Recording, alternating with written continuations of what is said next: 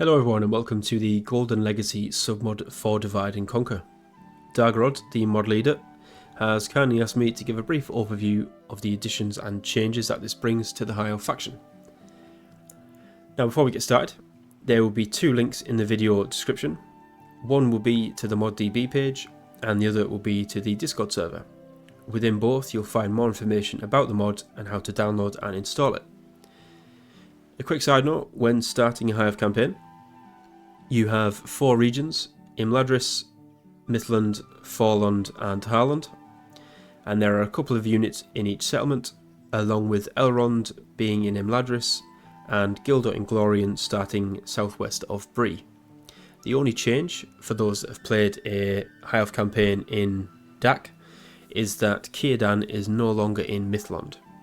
He has essentially been moved off map due to the new script, but he is still alive and he is still your faction leader. Now, on to the first change that I'm sure most people have already noticed, is the colour. The colour of the faction has changed to a nice gold, and this captures everything from border colours to four banners, the unit cards and the UI faction symbol and emblems. In addition to this, you'll also receive two new messages at the start of your campaign, which are just to the bottom left screen here. So the first one is called the Golden Legacy, and this just gives you a brief overview of the mod and general thanks. Feel free to pause and read if you wish. And the second one, which is the start of the new script, is called A Call for Aid. Now this gives you a sort of better understanding of the mod and a bit of a detail around the background. And if we scroll to the bottom, this is also your first decision, the first of many, may I add. And you have the choice between helping the Avari or the Dunedain. So we'll just click one of those. Please note that you cannot choose both and you cannot reverse your decision. Once you have chosen, that is it. So choose wisely. Now, if you choose to support the Avari, then to the east, just outside of Mornithel, around here, a general will spawn at the start of turn 2 named Glorandir. He is your new Elven general, and he'll be accompanied with a message that tells you what you need to do and when you need to do it by.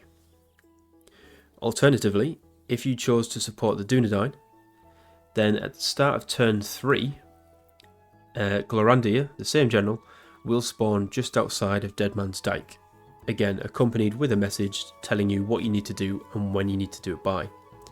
The new message pop-ups at the start of your turn are very important, so I would highly recommend that you read them, as it gives you all the information that you need to complete that particular quest or objective. Now, following on from this, depending on whether you support the Dunedain or the Avari, as you progress through the campaign and you complete those objectives that are detailed in the messages and in the faction info screen, which we'll touch on in a second, you will get access to different generals and units from that faction. So if you support the Dunedain, at some point throughout the campaign you'll get access to their units. Likewise, if you support the Avari, you'll get access to their units and a general. Now, the most important chapters, I would say, within the quest are chapters 3, 5 and 6, and you can find additional information on these when you reach them in the faction info screen, which is this button just here. So if we scroll down, as you can see just under special features and questline, just to reiterate what I've sort of captured, it is a 6-chapter journey, and there will be additional snippets of information on chapters 3, 5 and 6 in here, along with the existing scripts in the High Elf faction. So quickly touching on chapters 5 and 6, because I don't want to give too much away about the new questline. It's a very cool campaign. I do think people should try and experience it for themselves, and I'm also not a big fan of spoilers, so I don't want to give too many away. But chapter 5 is around the dwarves of Khazad-dûm, and you can essentially be friends with them or not. It's up to you. So that is quite a big decision to make. And also in chapter 6 is the final chapter, and your final choice will be to decide whether you support elves or men.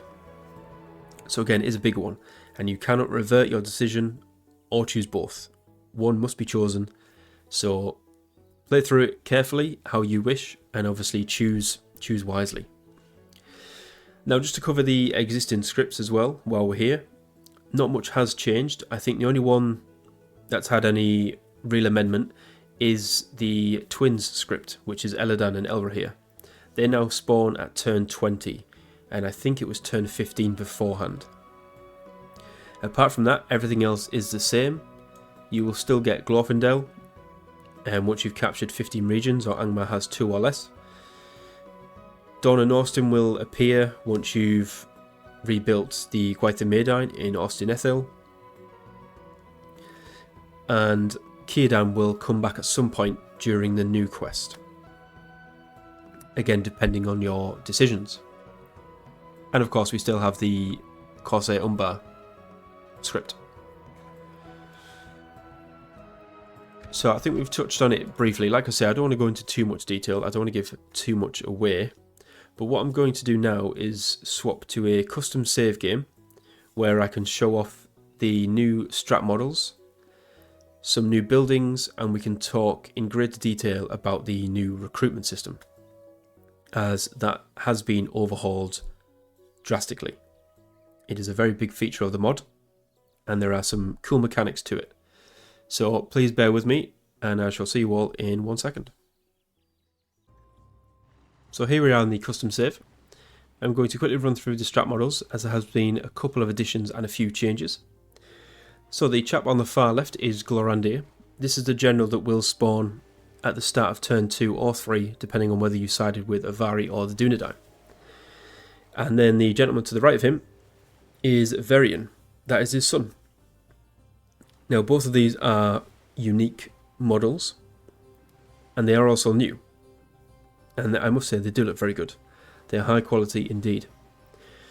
Then we also have Círdan. He is another unique model, and his colours have been updated to match the Golden Legacy theme. Then we have Elrond and Eladan. Again, 2 more unique models, and I also believe Elrahir shares Eladan's model. And finally, we've got Gildor Inglorian for the generals. Now, this model isn't unique to Gildor. This represents the new model for any general that you'll have in the campaign, whether it's through recruitment or adoption or Man of the Hour scripts.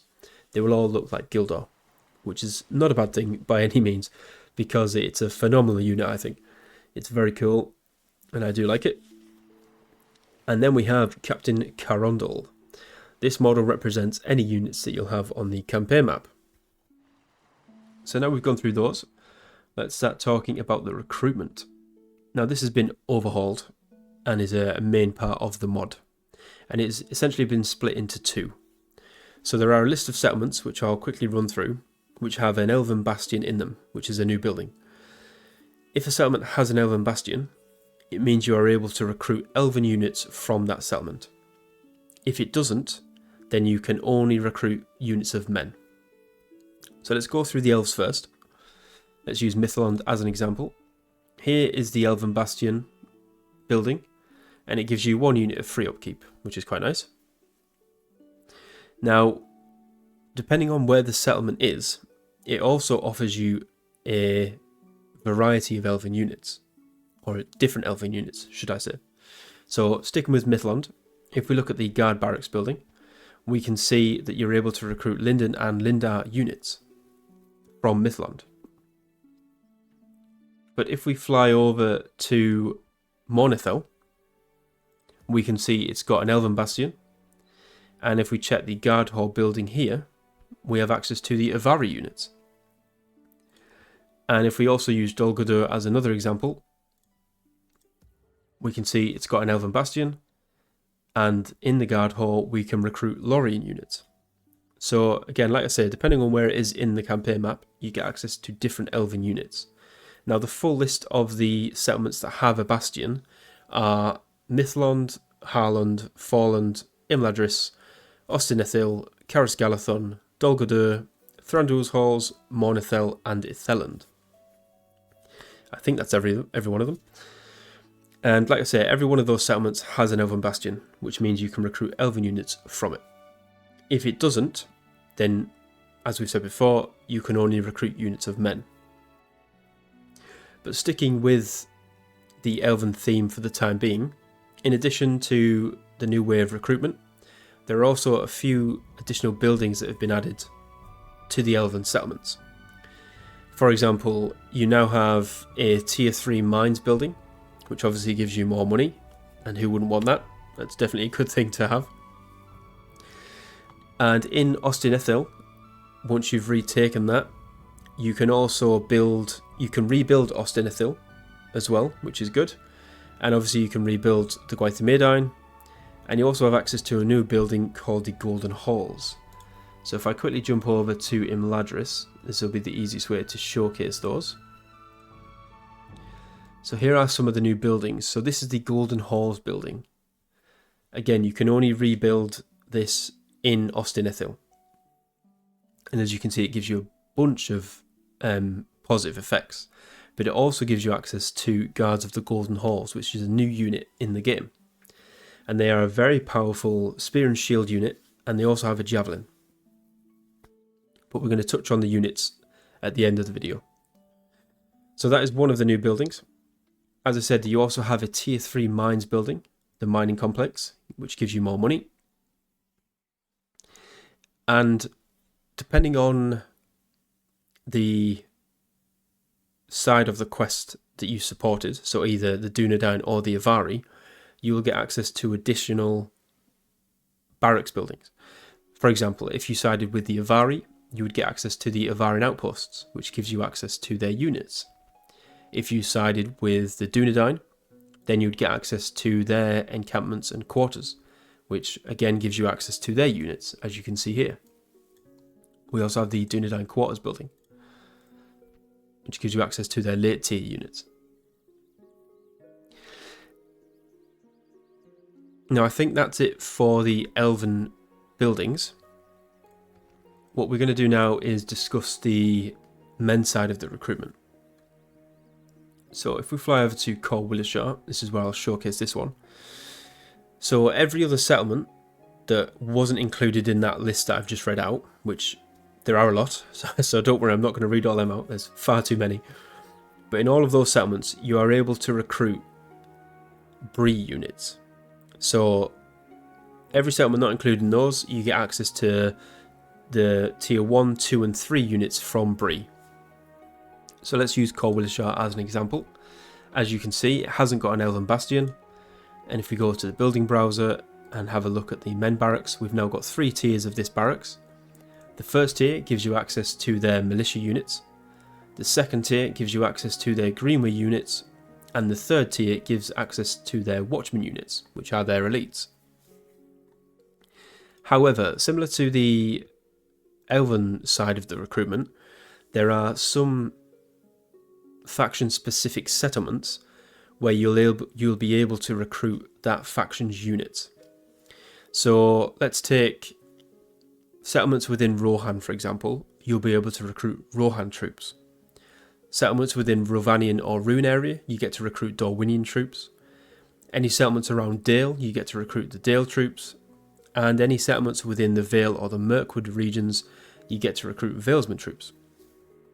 So if we fly over to Rockburg now and showcase that, you can see in the guard barracks building, we've got access to the peasant units, which are their tier 1, and we've got access to the Earling units, which are their tier 2. Please note that the faction-specific units that you can recruit, you're only able to get their tier 1 and tier 2 units. Your tier 3 is made up of the Watchmen units from Bree. So again, just to showcase that, if we go into the building browser for Rockburg still, you can see, as we've shown there, you've got their tier 1 and tier 2 troops. And if we get the third tier of the building, we also get access to the Watchman units. So that's what makes up your elite units from those region-specific settlements. I hope that makes sense. Hopefully I haven't butchered that. If you do have any questions about that, then obviously please let me know and we can go through it. Now, to touch on the additional buildings for the settlements where you recruit men, I'll quickly showcase them because there are a few. So you now have the woodland camps, you've got the hunting camp and the lumber camp but note that this can only be built in a forest region. And once you've built that, you get access to woodland hunters and lumbermen. You also have access to trade routes, which is essentially new trading buildings. You've got a trading post, a trader exchange, and a trading plaza. And if you get the third tier, obviously with additional bonuses, you gain access to merchant cavalry, militia, and infantry, which is a nice touch. And then we also have another building called a Gatherings Hall. So this is essentially your new culture building. So the first tier is a Traveller's Rest, gives you a small increase in culture. And as you get up to tier 3, it gives you a bigger increase in culture and happiness. However, if you get to tier 4 and tier 5, you also unlock additional mercenary units.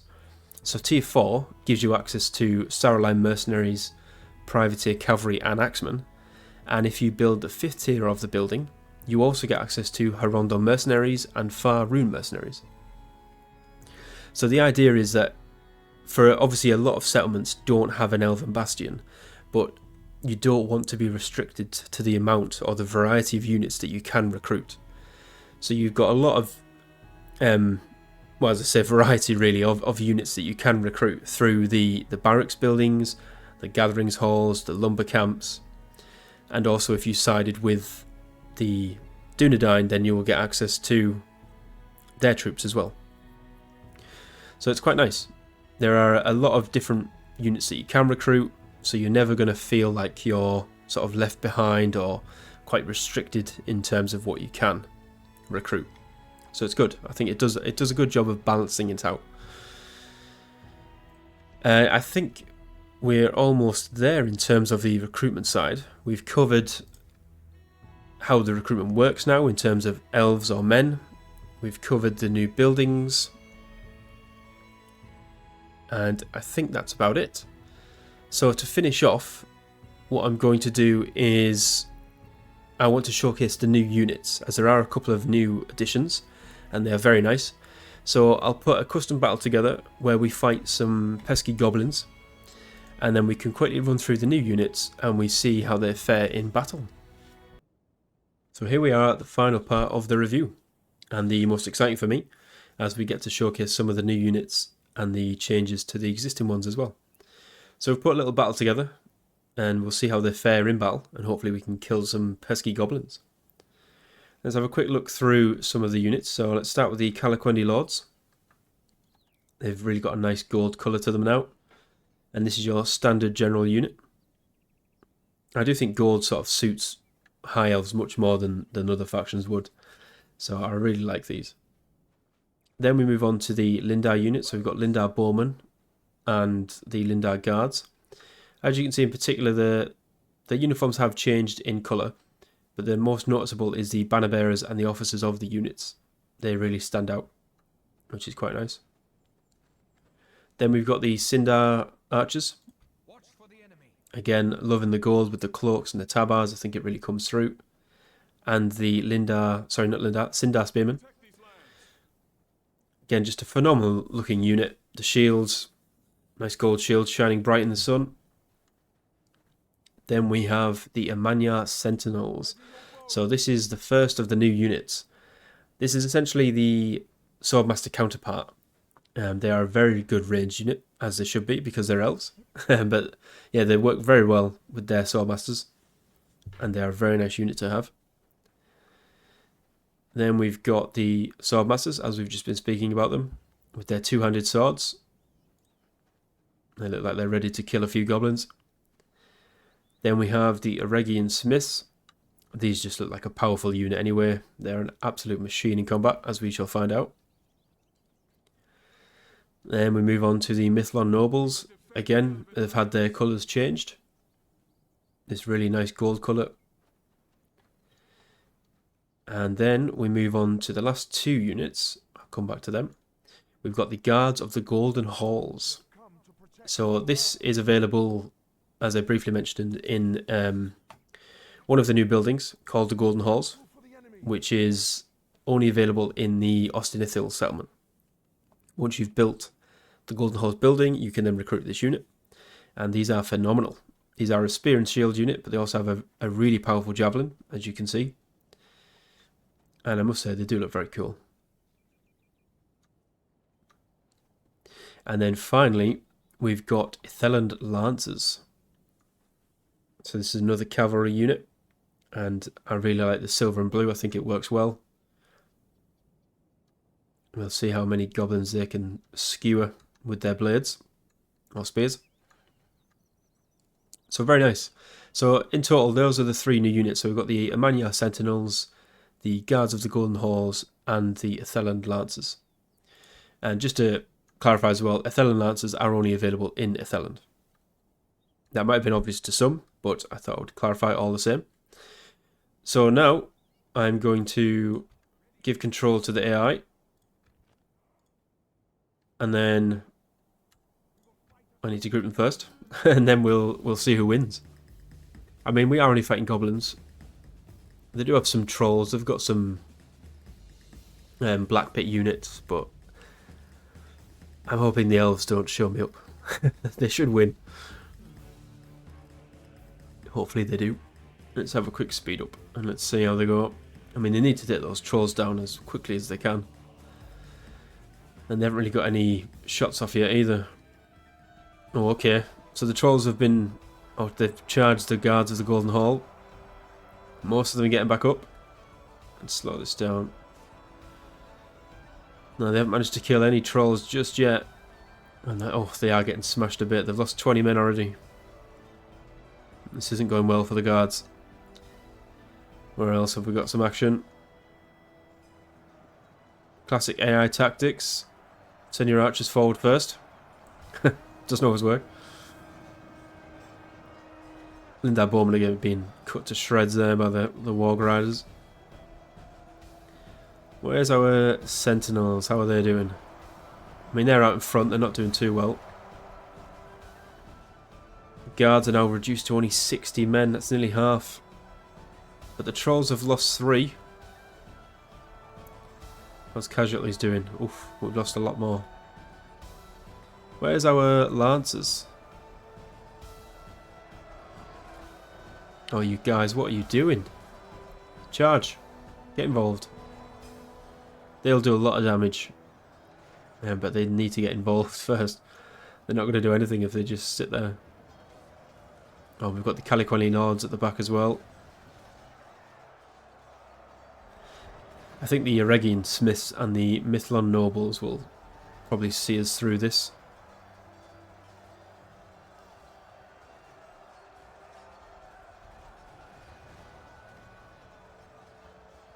Although, speaking of that, where are they? I've lost them.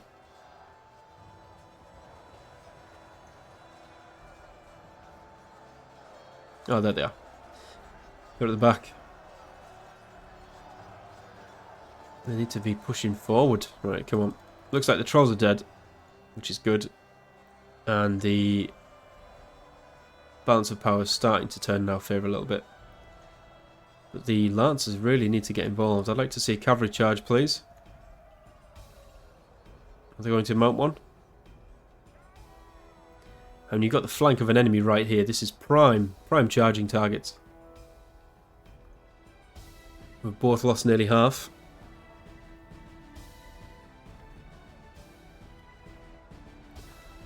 Come on. Yeah. Only half the enemy force remains. Oh, thank you for telling us. I don't think there's any real... Only half our force remains. ...chance of us losing this battle. I mean, the fact that we have Eregian Smiths, Mithlon Nobles, and the Guards of the Golden Hall all in the same army, as they are probably 3 of your best infantry units. But I would like to see a charge, Lancers. Charge forward and lance something, please.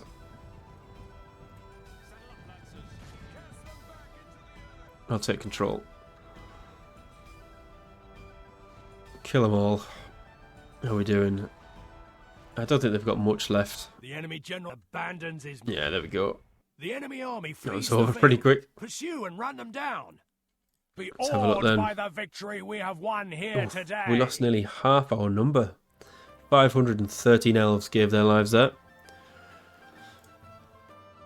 Who got the top spot? Eregian Smiths, obviously. 210 kills. Guards of the Golden Halls, though, got 114. That's not bad, considering they lost nearly half their number to Trolls. That's pretty good. But that is it. That is the end of the mod. I hope you guys enjoyed the review. As I say, if you've got any questions or queries, feel free to put them in the video or jump in Discord. Someone will be able to help you out. No problem at all. And I shall catch you all in the next one.